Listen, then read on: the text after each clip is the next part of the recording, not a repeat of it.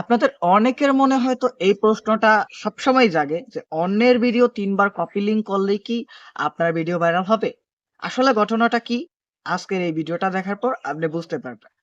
অন্যের ভিডিও ৩ বার copy link করে কখনোই আপনার ভিডিও ভাইরাল হবে না। কারণ অন্যের ভিডিও কপি লিংক করলে তো তার ভিডিও ভাইরাল হবে। আপনার ভিডিওটা কেন ভাইরাল হবে? আসলে আমরা বাঙালিরা একটু বোকাশোকা মানুষ, তাই মানুষের কথা ইজিলি বিশ্বাস করি নি। এটাই হচ্ছে আমাদের ১ম ভুল। আপনার ভিডিও টিকটকে কিভাবে ভাইরাল হবে? জানতে হলে পুরো ভিডিওটা টানাহেঁচড়া না করে শেষ পর্যন্ত দেখবেন।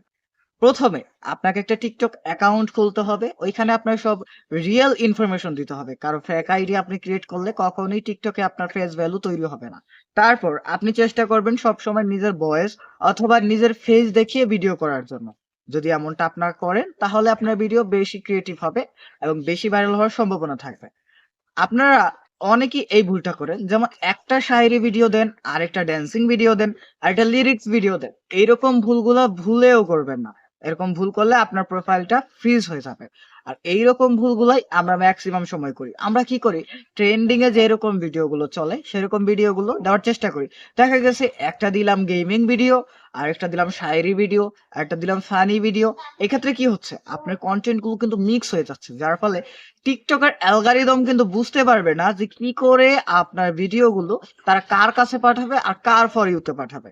এই কারণে আপনার ভিডিওগুলো দেখবেন যে ফ্রিজ হয়ে যায়। সেক্ষেত্রে আপনারা যেটা করবেন অবশ্যই এক ক্যাটাগরির কনটেন্ট সিলেক্ট করে দিবেন।